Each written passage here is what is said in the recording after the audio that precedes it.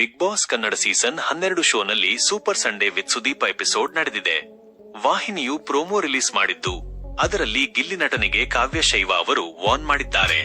ಕಿಚ್ಚ ಸುದೀಪ್ ಅವರ ಪ್ರಶ್ನೆ ಏನು ಗೊತ್ತಾ? ಈ ಜರ್ನಿಯಲ್ಲಿ ಯಾವ ದಿನಕ್ಕೆ ವಾಪಸ್ ಹೋಗಬಹುದು ಎಂದು ಅನಿಸುತ್ತದೆ? ಯಾವ ಘಟನೆಯನ್ನು ಸರಿಪಡಿಸಬಹುದು ಎಂದು ಅನಿಸುತ್ತದೆ ಎಂದು ಕಿಚ್ಚ ಸುದೀಪ್ ಅವರು ಪ್ರಶ್ನೆ ಮಾಡಿದ್ದಾರೆ. ಅವಾಗ ರಕ್ಷಿತಾ ಶೆಟ್ಟಿ ಏನು ಹೇಳಿದರು ಗೊತ್ತಾ? ಆಗ ರಕ್ಷಿತಾ ಶೆಟ್ಟಿ ಅವರು ಮೊದಲ ದಿನಕ್ಕೆ ಹೋಗಲು ಬಯಸುತ್ತೇನೆ ಎಂದಿದ್ದಾರೆ. ಅಲ್ಲಿ ನಾನು ಮಾತನಾಡಬೇಕಿತ್ತು, ಮಾತನಾಡಿರಲಿಲ್ಲ ಎಂದಿದ್ದಾರೆ. ಪೂರ್ಣ ವಿರಾಮ ರಕ್ಷಿತಾ ಜೊತೆ ಜಗಳ ಆಗಿದೆ, ಅದೆಲ್ಲ ಆಗಬಾರದಿತ್ತು ಎಂದು ಹೇಳಿ ಅಶ್ವಿನಿ ಗೌಡ ಅವರು ಕ್ಷಮೆ ಕೇಳಿದರು. ಮೊದಲ ದಿನ ಏನಾಗಿತ್ತು ಗೊತ್ತಾ? ರಕ್ಷಿತಾ ಶೆಟ್ಟಿ ಅವರು ಬಿಗ್ ಬಾಸ್ ಮನೆಯೊಳಗಡೆ ಬಂದಾಗ ಒಬ್ಬರು ಮನೆಯಿಂದ ಹೊರಗಡೆ ಹೋಗಬೇಕು ಎಂದು ಹೇಳಲಾಗುವುದು. ಆಗ ಮನೆಯವರು ರಕ್ಷಿತಾ ಶೆಟ್ಟಿಯನ್ನು ಹೊರಗಡೆ ಹಾಕಬೇಕು ಎನ್ನುತ್ತಾರೆ. ಆಗ ರಕ್ಷಿತಾ ಮಾತನಾಡದೆ ಹೊರಗಡೆ ಬಂದಿದ್ದರು. ಗಿಲ್ಲಿ ನಟನಿಗೆ ವಾರ್ನಿಂಗ್. ಗಿಲ್ಲಿ ನಟ ಅವರು ನನ್ನನ್ನು ರೇಗಿಸುತ್ತಲೇ ಇದ್ದರು.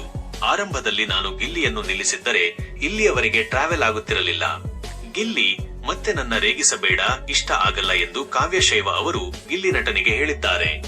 ಕಾವ್ಯಳಿಗೆ ಹೆಸರು ಬಂತು. ಗಿಲ್ಲಿ ನಟ ಅವರು ಕಾವ್ಯರನ್ನು ರೇಗಿಸುತ್ತಿದ್ದರು. ಒಂದಿಷ್ಟು ಟೈಮ್ ಕಾವ್ಯ ಶೈವ ತಡೆದರು. ಆದರೆ ಗಿಲ್ಲಿಯಿಂದಲೇ ಕಾವ್ಯ ಪ್ರೀ ಪ್ರಾಡಕ್ಟ್ ಎನ್ನಲಾಗಿತ್ತು. ಹೀಗಾಗಿ ಗಿಲ್ಲಿಯಿಂದಲೇ ಕಾವ್ಯ ಎನ್ನೋ ಮಾತು ಬಂದಿದೆ.